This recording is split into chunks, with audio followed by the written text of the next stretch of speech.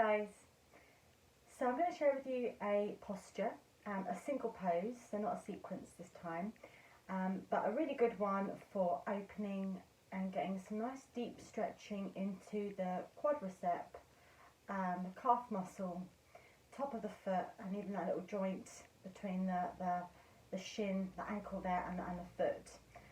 So something that I really enjoyed practicing myself. That's why I'm sharing it, so I've had some practice with this myself. And what you're going to need for this is, if you haven't got a block, something that you can wedge underneath the back of the body. You might need a couple of cushions, or you could roll a blanket. You could even get a mat if you've got maybe an extra one, or you don't need to lie on one because you're on a soft floor, and you can even roll a mat. So to begin with, you're going to place your prop. Start lower. You can always work up to a higher lift if the body is happy with that, but start lower.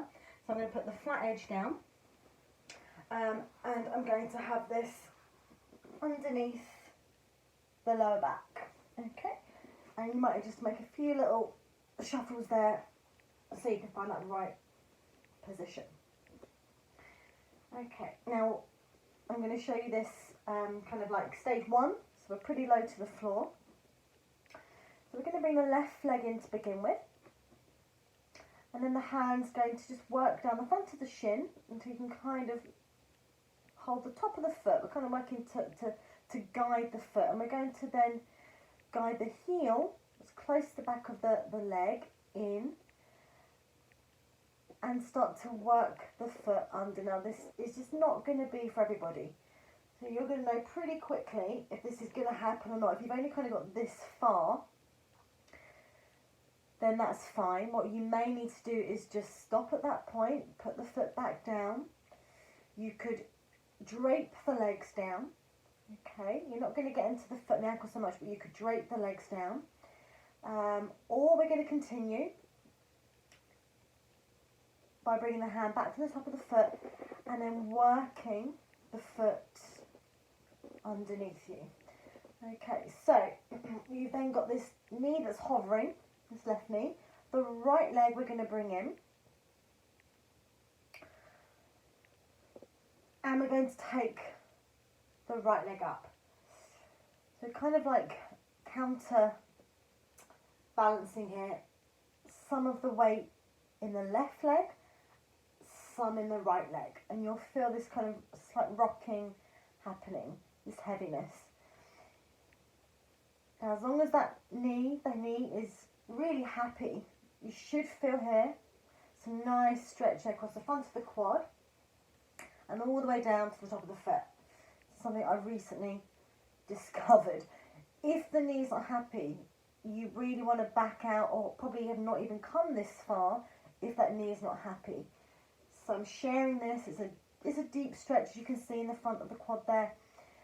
And if you've got an assistant at hand or someone that could help you, they could even wedge underneath this knee if you wanted to really set this up and really go for it. Maybe some cushions. You made a few to get from the ground to the back of the front of the knee there, but you could definitely do that with someone to help you, so you want to shuffle in and out, get some stuff underneath just so that the leg can actually rest on something.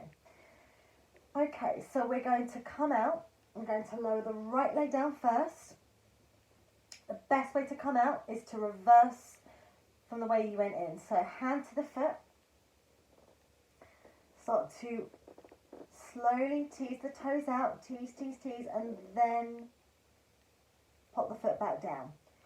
Try to keep from taking the knee out to any kind of weird angles as you bring it back out. So literally come out in the same direction that you went in. Okay, and we'll do the second side. I'm going to show you this second side higher, because for me that was a little bit, actually I need a bit more room between the floor. You might find that you need a bit more room between the floor and getting the leg back. So actually lifting higher, again, as long as back feels good for it. Now it's a bit wobbly there, so I'm going to just adjust the block so it's right at the base, but it kind of feels flat at the bottom of the spine there. Okay, and then my hand is working to the right foot, and I'm going to work the toes back. Now already that feels easier. Already I've given myself enough room to actually probably go a bit deeper on that right side, because the foot can come back further. And that's probably helped by me lifting the block slightly. So as you can see, look, this is just trial and error. Just practicing, trial and error. Okay, then you can keep the left knee bent and the foot flat. I actually prefer, personally, to take the leg up. It evens the weight distribution. It creates a bit of a pivoting, a pivot of weight in both directions evenly. When the foot is down, I find a little bit too much goes straight down onto that right side. But actually when you spread it, you could take the leg up in the air. You could even just kind of rest the hand against the thigh if that feels good. And then we're just there for a few breaths. Try to keep the body as still as you can. It's quite strong, this in that quadricep. I can definitely feel this firing just a little bit more than that left side. Probably because I brought the foot back further behind me. So we're going to take another couple of breaths in and out. Keep it nice and steady. Oh, okay. Probably about enough time for me there. You could definitely build up in terms of time here. Lower the leg. If you've got the left leg up in the air, lower it down slowly. Find the floor first. Take that hand to that foot. It's quite close. And then just start to slide the toes back. And then again, we're going in that same direction. We're going to put the foot down. Okay. Then either stay where you are, if you like this height, to just let the legs extend fully there for a moment. If that's too much, lower yourself back down. If you've got a blanket or two cushions, remove a cushion or undo some of the blanket.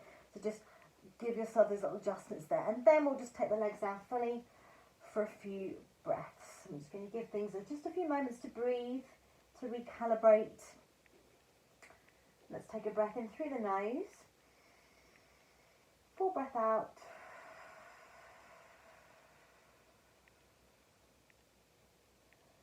And there we go. And I'd recommend, I've been doing that maybe 3 or 4 times a week. So there's probably no limit really.